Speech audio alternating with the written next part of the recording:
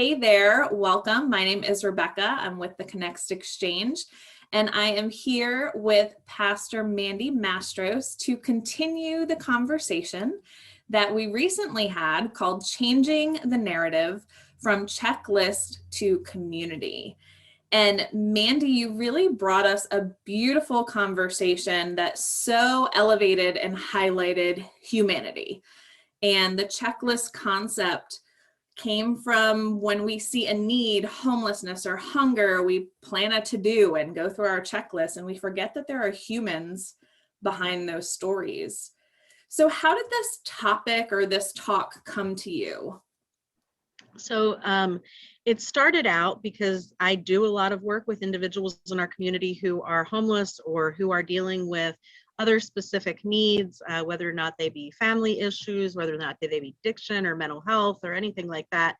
And so I found that when I was talking with other people, other agencies, other groups, other churches, and even with the congregation that I serve here, so often the response was, okay, so there's a need, we'll figure out a way to create a program, to create a, and through working with some of those programs, especially with the feeding program here in Lancaster County, where there have been so many changes recently to where the meals are being served and the specifics of how to get them and things like that.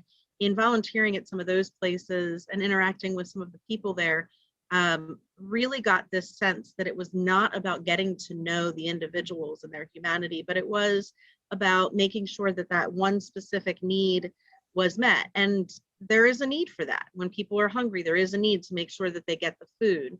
But there's also a need to find out why they need the food. And so we can address kind of a deeper level of that. And so was talking with some folks in the Coalition to End Homelessness here in the city and with some other community leaders and saying, okay, the churches really and the faith communities really have an important role in all of this. But there's a lot of ignorance about the best way to be in community together, in the best ways that serve, but also uplift these individuals that we're working with, and to not see ourselves as saviors or as people who can fix all these problems, but instead to see the individuals who we're talking to as valued members of community. So there was a book recommended by one of the people in that conversation by Walter Brueggemann called Materiality as Resistance. And I read this book, and he talked beautifully about materiality and how, as the church, we're not only called to support people in their spiritual needs and in spirituality, but also in those material needs. And that there's been a shift away from that in history. And so if we can get back to looking at those material needs, then we can really start to see people as community. Not only is there a need for us to look at things on an individual level, like how we interact with money or time or our body or place or food, which are the 5 areas that he outlines, but also how we interact with other individuals when it relates to those needs. How does our community act in relation to those areas? How does our county act in relation? How do our laws and policies relate to those areas? And so where are those things helpful? Where are they not helpful? Yeah, and that there often are systems that affect each other. So the idea of just having a clothing drive or a shelter or a food service does not really get at the systemic issue or the root causes. And I think that was one of the big takeaways of your conversation, is that we are busying ourselves with charitable work that's coming more toward a symptom than a cause. Yeah. Was there anything that stuck out to you about the conversation with the group? I did appreciate at the end kind of the conversation that came up surrounding that piece of just of really emphasizing humanity and the humanity of each individual. Like that's what we should be doing. We should be looking at people, as whole people, as people who not only interact with each of these 5 areas, but so many others. And how do we see a person as a person with gifts to bring to the community? And really hearing some of the folks sharing that was a good key takeaway for them, a reminder of just that, you know, every person is a person with a story and experiences, and even trauma experiences. And so how we interact with people, we have to remember that in those stories, there are good, bad, and ugly. And so a person responds to us based on their own experiences and their own perceptions, and to understand that for each person, because their experiences are different, those responses and how we interact together will be different. Yeah, I know every time I'm in a group with you, you always have a beautiful story about someone that you bring forward. And that was the same in this conversation. You shared a story of a gentleman with a musical talent, or you shared a story of a volunteer, well-meaning, using a word or phrase that really could have challenged someone if they had had a trauma experience. I wonder if you have any stories or examples you'd like to share with us today, just to get people thinking. So we had a gentleman who, we now share space with the Islamic Community Center in our town. And so we have a gentleman who came in to pray, and he's homeless. And if you come in outside of hours, you can ring in to come into our building, and someone from the Islamic Community Center will ask you a couple questions to make sure that you're where you're supposed to be, and they'll let you in to come and pray. So he came in before hours, and then left, and then came back in a little bit later when I was here in the office, and was telling my administrative assistant that he was homeless. And she said, "Oh, you really should talk to Pastor Mandy. She does a lot of work with folks who are homeless, to see what she can do to offer any type of assistance." But I was meeting with someone. So when he came back for the 3rd prayer time, for folks who are not familiar, in Muslim culture, you pray 5 times a day. You don't need to do that at a center, but he was finding that because he didn't have a home to pray, and he was coming here for all of his prayer times. And so he came in for that 3rd time, and he sat down to talk to me and shared, you know, I had an issue with some addiction. I ended up in a halfway house here. I needed to leave my community because I needed to get away from where the drugs were and where the people were that were using that I knew. So I came to this halfway house, got out of the halfway house, and was supposed to go to a friend's house. And when I got the bus ticket to go with this friend, they called me at the last minute and said, "No, I'm sorry, something came up and you can't come." So I have nowhere to go. This was in the winter, and so we were right before a big snowstorm. So I said, let me make some calls, see if I can't figure something out. Got a call into one of the outreach workers who said that they were going to be extending our emergency, it's called a Code Blue program here, which meant that they could either get him into a shelter or into a hotel room the following night. I went in and I told him after he was done praying, and he cried, and he he said, "I hope God blesses you for all this work that you're doing." And it was just this wonderful interaction. But then he said, "I was wondering," he's like, "could you help me go online so that I can set up a job interview through the temp agency?" So we let him hop on my computer, and he did that. And I got him a bus pass to get to the temp agency the next day to go for his interview, and some warm weather items to get through the night. And when he came back in the next time of the day to pray, some folks from the Islamic Community Center were here, and they got him hooked up with a winter coat and some other items. So that was maybe 3 months ago. Just this past week, this gentleman stopped into my office and said he was coming to say goodbye. He said, "I have been here for 3 months. I've been working. I made enough money that I can get a place. He said, I've been clean long enough that I've been able to reconcile with my daughter.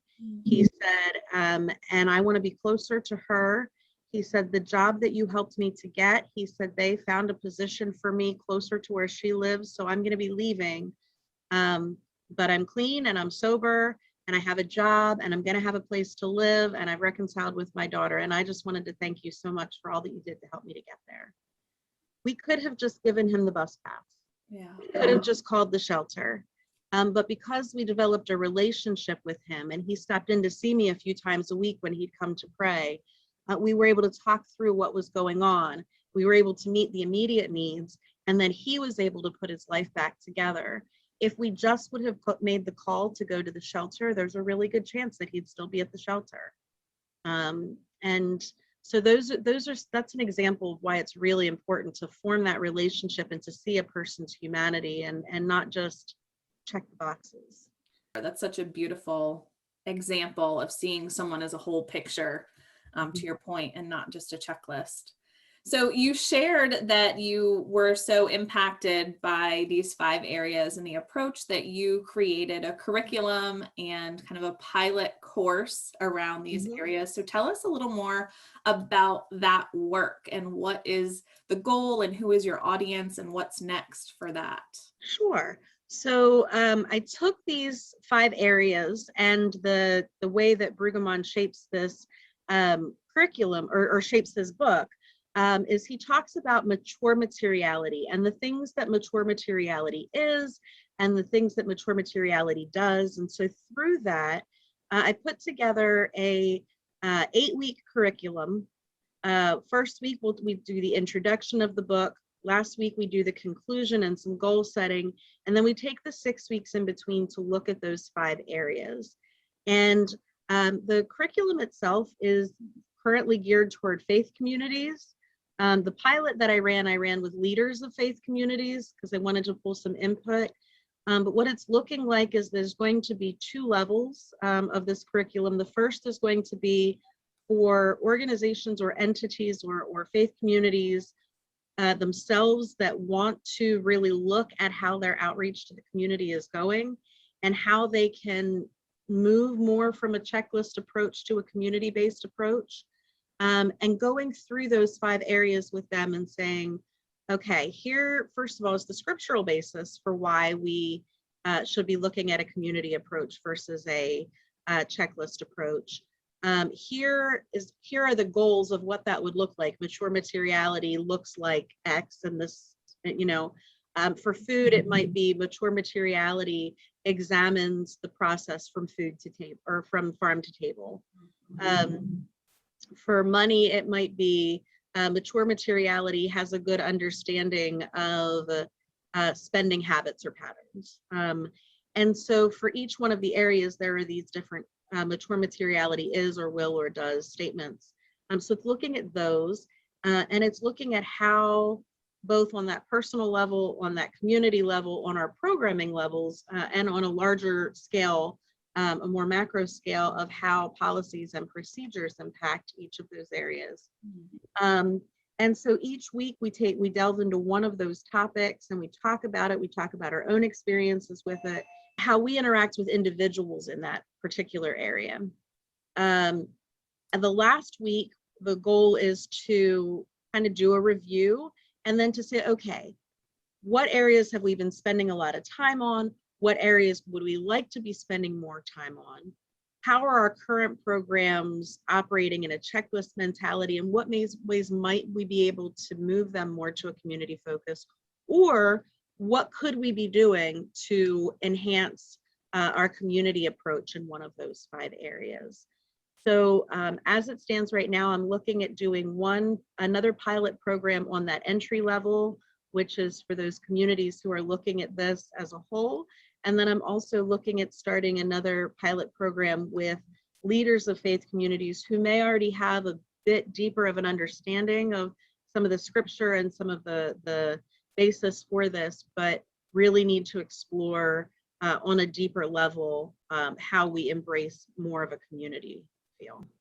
You mentioned Lancaster, so you are based in Lancaster, Pennsylvania, but I understand that this work will be available in an online format moving forward. So how can people get in touch with you and learn more about what you're up to? Sure. So actually in the first pilot program, we had individuals from Canada, from Connecticut, from North Carolina, from Wisconsin, Minnesota, so from all over at Pennsylvania. And so I love having the diversity of location and also the diversity of fields and areas of passion. And so this is all going to be done on Zoom or on another online platform. So yes, I would love to have people from all over. People can reach out to me at my email, which is pastor@LancasterMoravian, LancasterMoravian.org, or on my office number, which is 717-397-9722, or my cell, which is 717-723-0958. Those are probably the best ways to get in touch with me.